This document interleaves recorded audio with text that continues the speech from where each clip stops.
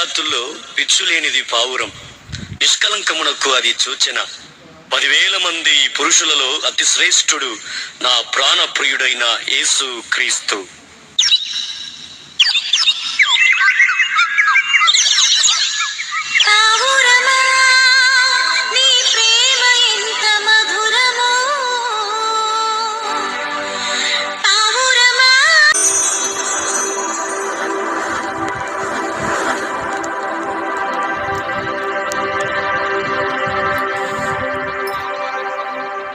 జాతుల్లో పిచ్చులేనిది పావురం, నిష్కలంకమునకు అది సూచన.